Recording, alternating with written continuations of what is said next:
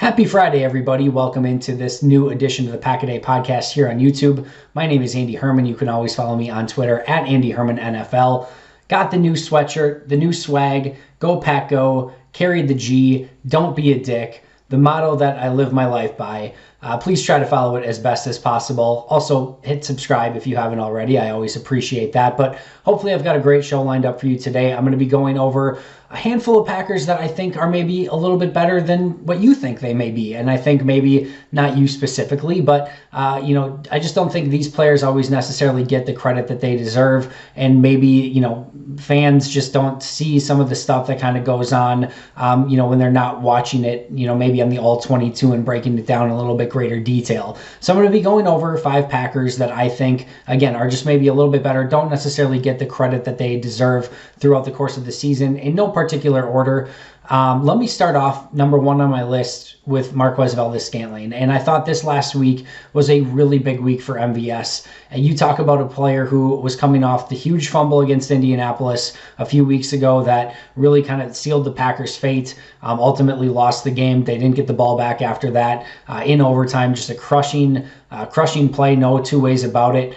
And then really doesn't get, he gets no targets the next game, gets 2 targets the game after that, no catches, 1 rush for -4 yards. So if you're looking to rebuild confidence after that, those 2 games didn't go a long way in doing that. You knew at some point he was going to get that opportunity again, and that opportunity came in on Sunday against the Detroit Lions, and I thought he responded with flying colors. 6 targets on the day, 6 catches, 5 first downs. The other catch went for a touchdown, of course, which is a gorgeous play, one that I'll be totally transparent. I didn't know that he was capable of making that sort of contested catch, hanging onto the ball. It was a beautiful, beautiful play. Plus, he and Rodgers aren't always necessarily on the same page on some of those. They were on that play, and it paid off in huge dividends. And then, as I mentioned, again, in my grades this week when I talked about MVS, really key holding call in the game as well, where he helped the Packers convert a first down. He blew by the corner held on for dear life, and he got the penalty, and it converted a first down. They went down to score on that drive, take a 21-14 lead.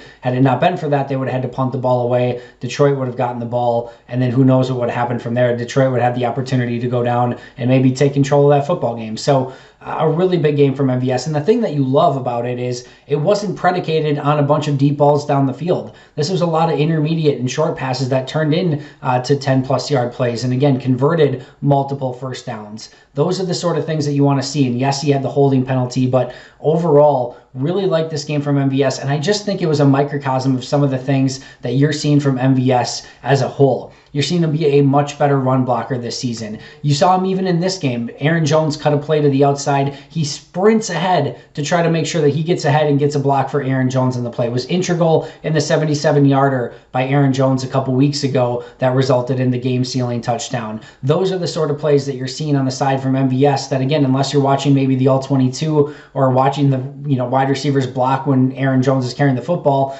you may not see those sort of things. He's much crisper in his route running. He does have stronger hands. Does that always mean that he's catching everything? No, but his hands are much stronger, and he certainly displayed that once again on the touchdown pass this past week against Detroit. And it's all of those sort of things. And I posted out on Twitter, and I recommend that you go look at this statistic. In their first 45 games, go out and look at Robert Brooks, Donald Driver, James Jones, Jordy Nelson. MVS's stats are very similar. In fact, he has more yardage than any of them. He has as many or more touchdowns than any of them. And yes, his target numbers are higher, and his receptions in relation to his targets is not great. The catch percentage is what we know needs to improve. But this last game shows us that he's capable of doing that. Now it's about the old Mike McCarthyism and stacking success week to week. That's the only thing that's missing for MVS at this point, is doing it week by week by week. And as I think as he slots into that number 3 receiver role with Devontae ahead of him and Allen Lazard kind of doing some of the grunt work and being more of a possession wide receiver, I think what you're going to start seeing out of MVS is maybe a little bit more consistency. They're going to use him as a decoy some on the outside, and his ability to take coverage really pays off dividends as well, and it opens things for Allen Lazard and Devontae Adams underneath. It opens up some of those checkdowns. It opens things up for Robert Tonyan to get some of those big plays and those touchdowns because teams are paying attention to MVS. So yes, some of the catches are heartbreaking, and that still has to change. And all the things that I just mentioned doesn't absolve MVS of blame for some of those plays, but he's getting there. He's legitimately getting there, and I do think at some point he turns a corner. And how that manifests itself through the rest of his career is going to be really interesting to watch. But for those that are on the fence or are saying this guy needs to be cut or he's no good or take him off the field or put EQ in, I just want to reiterate, he's doing some really great stuff out on the field. And yes, the drops and stuff are heartbreaking, but when he's putting up massive yardage, taking double coverage, becoming a good run blocker, and doing all those things, that's why his teammates have had his back, and that's why he's going to continue to get opportunities. And again, I think he's better than what he gets credit for. Number 2 on my list, and he's starting to get more recognition, especially from the coaches. Aaron Rodgers has shouted him out, but Mercedes Lewis. And there's just no way to really put in words just how much that he is meant to this team as kind of the grunt guy and the glue guy that makes everyone else around him better. Aaron Jones is better because Mercedes Lewis is out on the field. Aaron Rodgers is better because Rodgers has time with some of the pass blocking that Mercedes Lewis is doing. All the receivers, including MVS and some of those deep shots, Devontae Adams, they're all better because of some of the work that Mercedes Lewis is doing as a blocker. There have been multiple times this season where Mercedes Lewis is asked to block an edge rusher, defensive end, one-on-one, and he is getting the job done almost every single time. It is incredible to watch. I've seen offensive tackles come through Green Bay that have not held up as well in one-on-one situations as a pass protector as Mercedes Lewis has. I've also seen plays where Mercedes Lewis is supposed to be the first person blocking on the play, and then if the edge rusher gets around him, there's an offensive lineman that's waiting there, or maybe another player that's waiting for them, and the second player just isn't needed because Lewis locks him down one-on-one, and the second player is just waiting for work and doesn't have anything to do because Lewis took care of it. I mean, those are the sort of things that really just stand out. And you go back 2 years ago, he didn't get a ton of playing time with Mike McCarthy. When he came in hold, would play a snap here or there, and he didn't look very great. He just didn't look great at all. And I thought it was a poor signing at the time. Matt LaFleur comes around, they re-sign him, and he's just had a completely new role. Credit to Matt LaFleur for weaponizing in a way, even though it's not the normal, receiving way, for weaponizing Mercedes Lewis, finding something he's great at, and really bringing that out in the offense. And he is invaluable to what Green Bay is doing right now. Number 3 on my list, Rick Wagner. And now this one, it's interesting. I've heard people say, well, Rick Wagner's not any good. Why did they sign him? Things like that. I just want to go back a few years and say, how many years have fans been asking and saying, when are you going to sign some depth for your offensive line? And I know a lot of people, myself included, were expecting Rick Wagner to come in and be the starter, but Billy Turner has looked like a good right tackle and has looked the part and should be the starting right tackle when everyone is healthy. But the fact that Brian Gutekunst realized that, Jared Valdir last year was an important piece in those couple games that Brian Bulaga was out.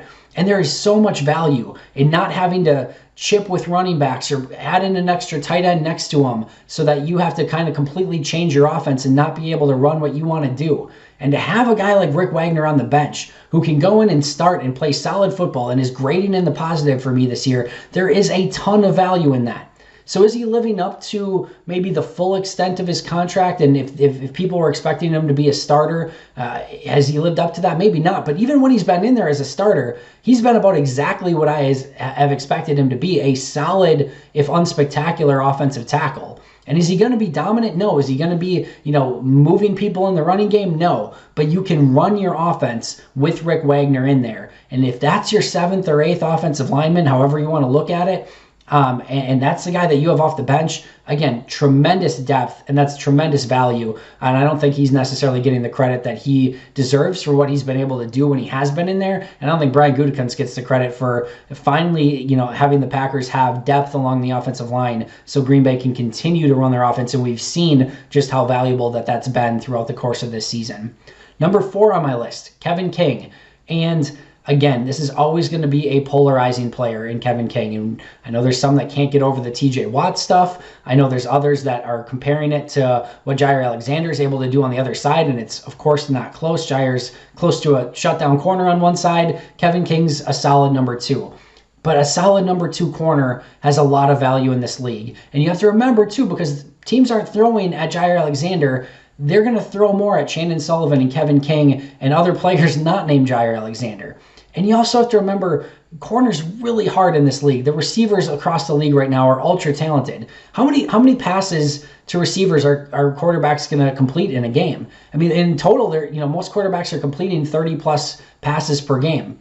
And if you take away basically Jair and not allowing completions on that side, that's going to be, 25 to 30 completions that are going to be spread around to the other side of the field. And yes, you're going to see a lot of completions on Kevin King, but you're not seeing a ton of touchdowns. You're seeing him play solid corner on most receivers throughout the course of a game. And yes, there's some completions now and again. He had a horrible tackle attempt this week where he threw a shoulder and whiffed completely. Those things need to change. But I think Kevin King is going to be one of those players that you don't realize what you have until he's gone. And I think he could be another one of those Packer defensive backs that goes on and has maybe a better career elsewhere than he did in Green Bay. And I think, how quickly everyone forgets about the, Ladarius Gunter, Quentin Rollins, Demarius Randall type of players and in the secondary. And this is a very far step up from those days. And I know it doesn't always look great, but he's still better than I think a lot of people give him credit for. And being a solid number 2 is not a bad thing in this league, and he still adds a lot of value to the Green Bay Packers. And simply put,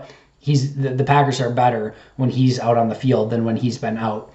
And then last but not least, Tyler Lancaster. And this is an interesting one. Again, is Tyler Lancaster going to win any awards or, make any huge plays now and again? Probably not, right? This is your grunt work type of guy as well. But, he hasn't had a poorly graded game for me since week 6. He's only had 3 negative graded games this entire season for me. And I just think that he's been more solid than not. He's had a couple plays these last few weeks where he's taking on double teams and holding up at the point of attack. I actually thought he played really well against Quentin Nelson, which does not happen. Quentin Nelson dominates most players that he goes against. And it's just very, very strong and stout at the point of attack. He's a run defense only sort of player who can hold up against double teams. You have to be careful with how you're using him, because if he's on the field when they call a pass, he's not going to provide much to you, and you want as many players on the field as possible that can be versatile. But I really like what he's done in the run, against the run, I should say. I think he's holding up a lot better than people are expecting. You watch some of the other players. Kingsley Keke will get washed out of the play at times. Dean Lowry's been washed out of the play more than I think anyone would like to say. But Tyler Lancaster is usually the one that's holding up his gap, holding up against double teams when needed, and playing pretty solid football, and what Matt LaFleur would be saying, doing his 111th out on the field. And I just sometimes don't think that always gets the credit that is deserved. So those are my 5 that I think don't get quite the respect that they should. MVS, Mercedes Lewis, Rick Wagner, Kevin King, and Tyler Lancaster. That's going to do it for me today. It feels crazy that this is already the eve of another Packers game. I'll have the breakdown for you tomorrow as we look at the injury report. I'll give my predictions, my 3 keys to the game on a special Game Day Saturday edition of the podcast. Thanks so much for tuning in. Make sure to check out Andrew and Kyle on the Pack a Day podcast wherever you get your favorite podcasts. But until next time, and as always, go Pack Go, carry the G, don't be a dick. I'll see you tomorrow.